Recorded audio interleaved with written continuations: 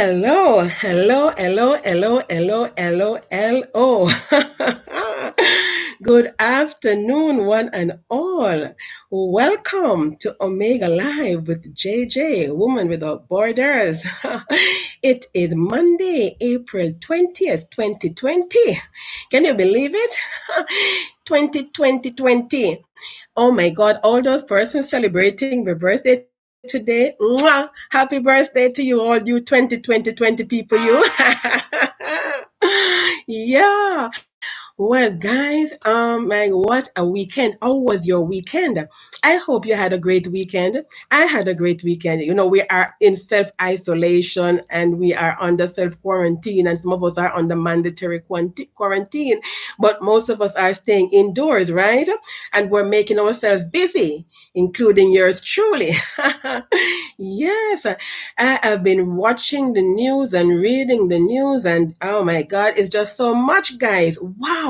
So much happening in the world, not just in Jamaica, but all over the world. I can't even tell you. It's just not enough time. I mean, I do have the time, but I don't have the data. As you know by now, if it's your first time, welcome. Thank you for being with me. But let me tell you, I'm on data plan, not on Wi-Fi. This is all data. So as a result of which, I have to minimize and maximize and also economize and all the eyes, okay, to ensure that I am able to do this broadcast so I can share with you information. Yes, for my people are destroyed for lack of knowledge. And so that's why I'm here, guys. It's the only reason I'm here. No other reason. Don't think about anything else. Don't look under the surface for any other reason. It's only to share information with you so that you can make informed decisions. Yeah? Okay. All right. So, guys, I apologize. I'm a few minutes late and we have a guest coming on at 12:30. So here's the thing. Do not after the guest is finished, do not leave, guys. You know, normally when the guest is finished, I would wrap up, but I am not going to do that today because I'm running late. So my guest is coming on at 12:30, and so I will continue with my commentary after my guest has vacated. All right?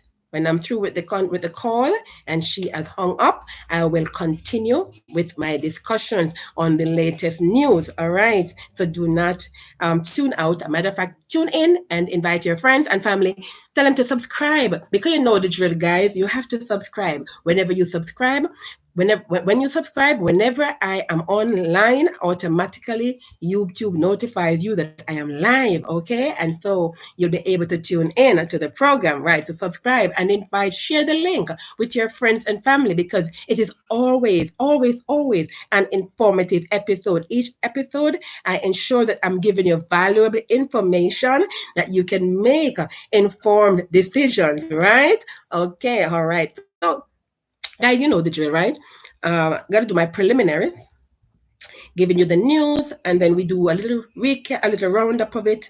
I'm not giving you the full details of every single thing, but then I give you enough information, and then I give you my 2 cents on it, right? And then you can make your own decision. You can form your own conclusions. All right. All right. So, guys, over the weekend, Ministry of Health has been busy. And so now we are up to 196 confirmed cases of the COVID-19, that's the coronavirus disease, yeah? According to the Ministry of Health and Wellness in their press release. You know, they send out their press release over the weekend. And so between Saturday and Sunday, into because this came in late last night, early this morning. I think it was about 11 p.m. last night it came in. Yeah, so expect at some point today we'll have another one with some more. I am expecting these numbers to go up, guys. I'm telling you, I'm not being pessimistic. I'm being realistic. Expect these numbers to go up. So as of right now, based on the last report that came in at 11 p.m., approximately 11 p.m. last night, we had 23 new cases. 23 new cases. And a total of 196, 4 away from 200, guys. 113 cases are under investigation, which includes 95 cases that are a workplace cluster. Now, let me ask you, Minister of Health and Wellness, Dr. Christopher Tufton, and the Minister of Health and Wellness, what is a workplace cluster? Huh? What does that mean? A workplace cluster. That is confusing me. Are you saying, therefore, if it's Alarico, we all know it's Alarico. If it's Alarico, why not say Alarico? When you say this and speak so vague, you give us the impression that there might be more than one call centers involved with its number. Workplace cluster. Is it one workplace? This 9 to 5? If it is, why not just say it's Alarico? We know it's Alarico. Yeah, we can say Alarico if it is Alarico, right? So if it's Alarica, guys, then it means that we have 95 cases at Alarica. And remember that we still have that 112 persons who we have no idea where they are right now. We have no idea. And we are still appealing for them to come. But although we are appealing for them to come forward for testing, as I understand it, there were persons who went for testing on Friday and they could not test because there were not enough test kits. And I went over that on Sunday. So if you missed Sunday's program, go and look at it again, okay? The good thing about these programs that they are pre-recorded.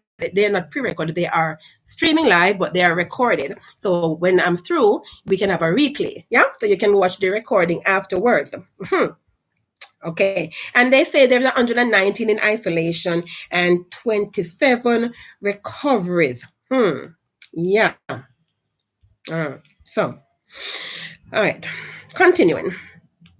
2 days after a month-long quarantine was lifted from Central Jamaica community of Corn Peace. This is in Clarendon, guys. Remember, the Corn Peace community was under quarantine for a whole month, yeah? Right, well, the family of the man who became the island's first COVID-19 fatality is in the throes of disease again.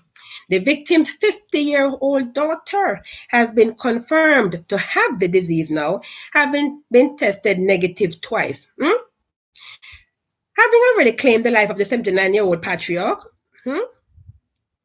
COVID-19 resulted in the entire community of Corn Peace settlement being quarantined, yeah? Health authorities are now bracing for a spike in cases through community spread. It's estimated to reach peak numbers by mid-May before the curve flattens, as infection rates are expected to fall thereafter. The deceased daughter, as I said before, she now has tested positive. Now, we know, because I told you this before, that she lives in Portland Cottage. Remember, I gave you that story, and you guys, you can go back to my previous recordings and watch my previous streams, where I told you that everybody in the family had it except the daughter, the 50-year-old daughter. Her brother is in quarantine because he also had it, and it was her brother who was there. Remember the mother? She wanted to return back to the U.S. We need to do a follow-up on that. We need to know, did the mother get to go back to the U.S. because she's a U.S. citizen and she wanted to go home, and she tested negative?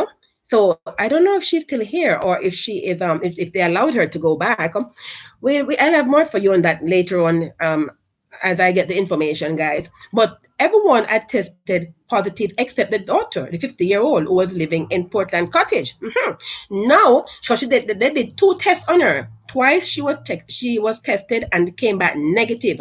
Now, remember, we talk about this asymptomatic incubation period, guys. It is real. Clearly, it is real. Because here it is now, after being tested and found negative twice, right? Twice they tested her. Twice she did not have the COVID-19. Dr. Christopher Tufton, please listen, sir. Mr. Dunstan Bryan, please listen, sir. Professor Plummer, Joseph Plummer, please listen, sir. So this woman was tested negative twice, and now she has been confirmed to having the COVID-19. This after her husband was in the hospital, right? Her 70-year-old husband was in the hospital and he tested positive. And guys, as a result of him being in the hospital, the man developed a stroke. He had a stroke. The man said he went in walking and now he came out not walking. I'm going to pick up this after my guest because my guest, I'm expecting a call from her any minute now, guys. But I am going to continue with the story afterwards and to give him some more commentary on it, along with some other stories.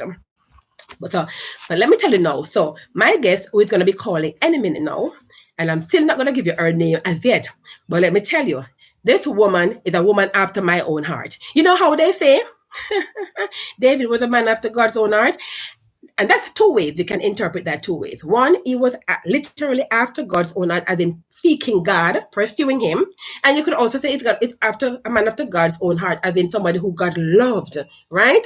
And I think both of them work, don't you? Mm-hmm. So this woman, yeah, she is someone after my own heart, because what she is doing is what I wanted to do, right? She works with, or I should say, volunteers with the Alzheimer's Jamaica. Mm-hmm, right? She is a volunteer. She's much more than that. She's a doctor, clearly, right?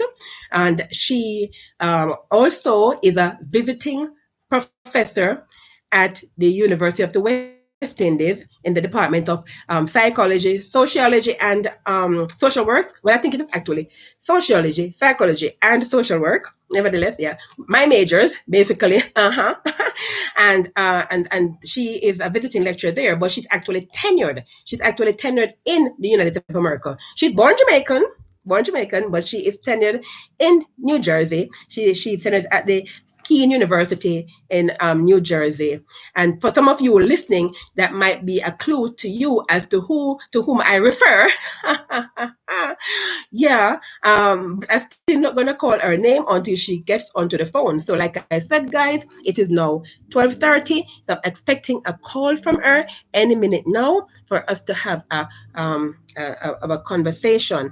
Because, guys, one of the set of persons we have not been speaking much about, but who I really want to talk about today for a little while, are persons who are living with dementia. Yeah? Persons with dementia. And not only the persons living with dementia, guys, but also persons who take care of them. So they're carers, right? Because so often we do not talk about the carers. And the carers are the ones, guys, who get burnt out. Yeah? Because it's very challenging, you know. I'm telling you, it's very challenging to take care of persons with dementia. And here it is. She is calling right away, guys.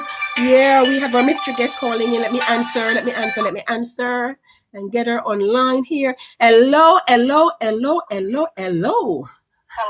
morning, or I should say good afternoon. It is actually afternoon, Dr. Mackenzie. Guys, ladies and gentlemen, boys and girls, we have on the line Dr. Sharon Mackenzie. Dr. Mackenzie, say hi to my audience. Hi, good afternoon, everyone. Yes, good afternoon. Welcome to Omega Live.